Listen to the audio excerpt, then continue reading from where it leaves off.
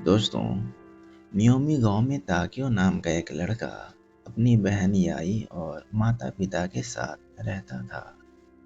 एक दिन ताकियो ने अपनी माँ बाप से कहा कि मैं नमक लेने के लिए चीन जाने वाला हूँ, नहीं तो अगले ही महीने सर्दी शुरू हो जाएगी और मैं नहीं जा पाऊंगा।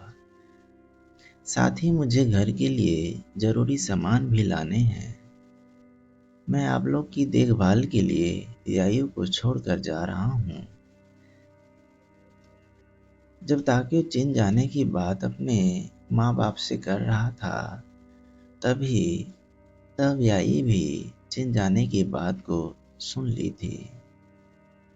तभी से उसने ठान लिया था कि वह भी अपने भाई के साथ चीन जाएगी, क्योंकि बचपन से ही उसने चीन के बारे में बहुत सुना था और उसके मन में वहां जाने की बड़ी ही इच्छा थी। भाई के चीन जाने की बात सुनकर उसकी इच्छा और भी बढ़ गई।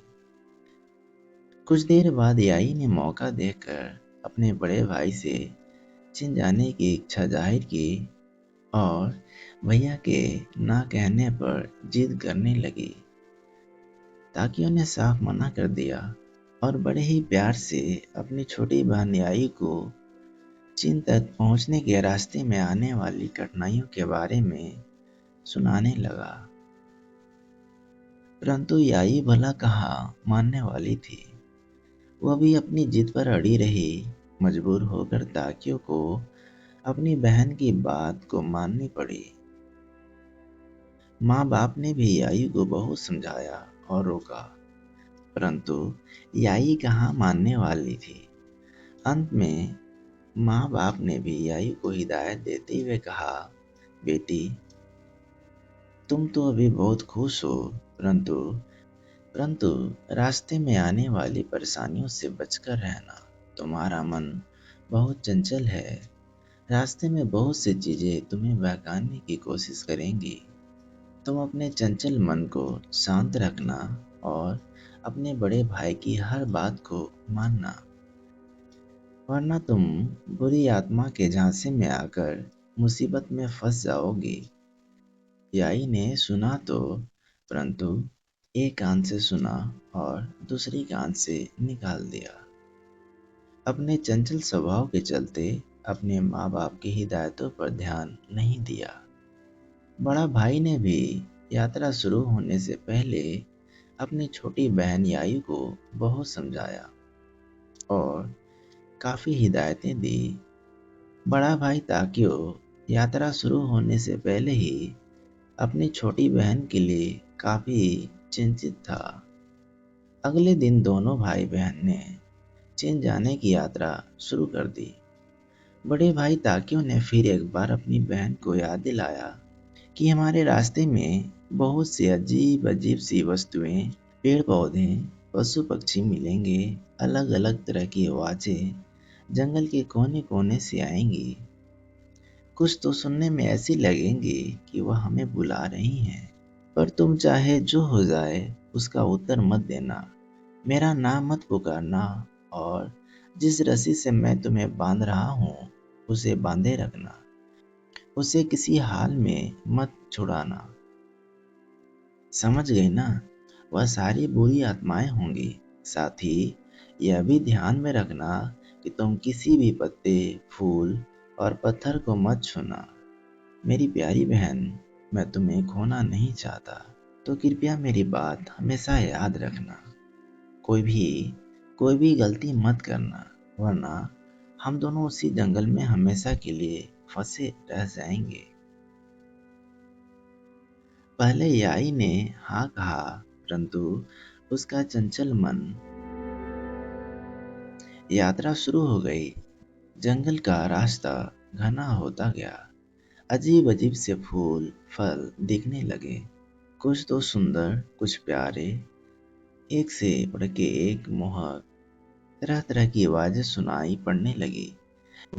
याई उन फूल, फल और पत्तों को देखकर खुद पर काबू न रख सकी और अपने रास्ते में आने वाली तमाम चीजों को उसने छुआ और अलग अलग आवाज़ों का जवाब भी दिया। और तो फिर होना क्या था, वह उन बुरी आत्माओं के चंगुल में फंस गई। भैया को न बताते हुए उसने स्वयं के कर्मों का अंजाम को भांप लिया और भैया ताकियों के हाथ से बंधी रस्सी खोल दी। वह रास्ता ऐसा था कि यदि याई उस वक्त ताकियों का नाम लेकर उसे पुकारती तो भैया ताकियों भी फंस जाता। इस सबसे अनजान ताकि पूरे रास्ते यही समझता रहा कि वह बहन याई के साथ ही है। वह रास्ते में आगे बढ़ता रहा। जब वह चीन पहुंच गया तब उसे महसूस हुआ कि याई उसके साथ नहीं है। वह तुरंत पलटा तो देखा वह तो रास्ते में कहीं पीछे छूट गई है। और वह जोर जोर से अपनी बहन को पुकारने लगा और काफी खोजने लगा। बहुत तलाशने के बाद उसे अपनी बहन आधे रास्ते में एक बड़े से पेड़ के तने में जकड़ी हुई मिली। भाई ने याई से पूछा, तुमने मुझे आवाज क्यों नहीं लगाई? याई ने रोते हुए बताया, यदि मैं आपको पुकारती तो आप भी फंस जाते और मेरी तरह आप भी वृक्ष की इन शाखाओं और जटाओं में कैद हो जाते। आगे आई रोते हुए अपने भैया को बोलती है, मुझे इन जटाओं के कारण बहुत दर्द हो रहा है। यह पेड़ मुझे अपने अंदर खींच रहा है। भैया, मेरा सारा शरीर दर्द से कराह रहा है। भैया, मुझे आप बचा लो, मैं मरना नहीं चाहती। यह सुनकर भैया ताकियो अपना पूरा जोर लगाकर उस पेड़ की शाखाओं को काटने की कोशिश करने लगा। परंतु ताकियो जितना काटता जाता, जटाएं उतनी ही दुगनी रफ्तार से बढ़ने लगती। धीरे धीरे याई उस पेड़ के अंदर समाने लगी और यह देख भैया ताकियो और भी दुखी हो जाता। बहन को उस बड़े से पेड़ के अंदर समाते वह देख नहीं पाता है तो दूसरी तरफ उसने अपने बूढ़े माँ बाप की चिंता सता रही थी। वह अपने बहन को इस बुरे हाल में अकेले छोड़कर भी नहीं जा पा रहा था, न ही उसे आजाद कर पा रहा था। बहुत कोशिश के बावजूद वह अपनी बहन को छुड़ा नहीं पाया। तब वह हार मानते हुए घर लौटने के लिए जैसे ही खड़ा हुआ और अलविदा कहकर जाने ही वाला था कि आई रोकर उसे कहने लगी कि भैया, जाते जाते मेरे लिए एक कंघी बना दीजिए ताकि मैं अपने बाल संवार सकूं। यहाँ जंगल में मेरी बात कौन सुनेगा? मैं तो यहाँ अकेली हो जाऊंगी। भैया कंघी का खिलौना बनाकर उसे देकर रोते हुए लौटने लगता है। तब बहन फिर पुकारती हुई कहती है, भैया, मेरे लिए सुंदर एक छोटी सी टोकरी बना दो, फिर जाना। भैया मुड़कर आता है और अपनी बहन के लिए टोकरी बनाकर उसके पास रख देता है। फिर वह चलने लगता है। बहन फिर कुछ न कुछ बनाने के लिए बोलती है।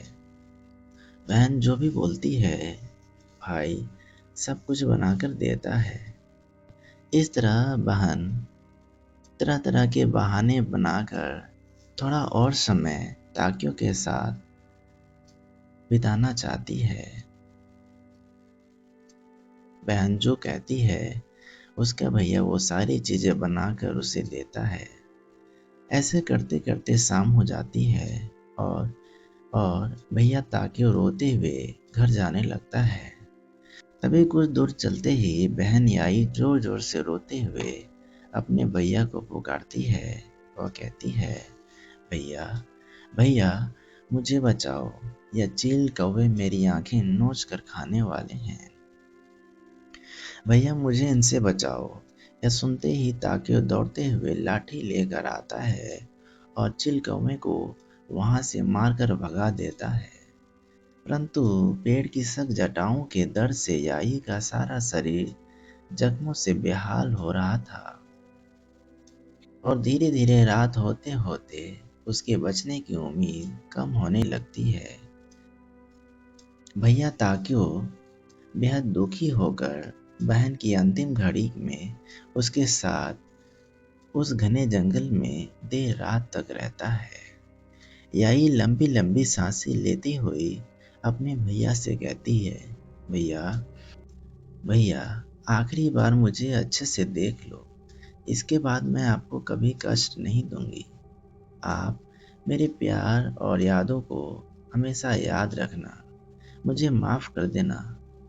आपने बहुत समझाया था कि रास्ते में किसी का बात नहीं सुनना, किसी की कोई भी चीज़ों को हाथ मत लगाना, लेकिन मैं नहीं मानी। भैया, माँ बाबू को मेरी इस दुर्दशा के बारे में मत बताना, वरना वह बहुत दुखी होंगे। भैया, आप जहाँ भी आराम के लिए रुकेंगे, इस दिशा की ओर मुंह करके मुझे एक बार जरूर याद करना। मैं जिस स्थान पर मरूंगी, वहाँ पर धान और खूबसूरत पौधे उगेंगे। आप कभी आप कभी फिर इन रास्तों से गुजरे तो उन पौधों को देखकर मुझे जरूर याद करना।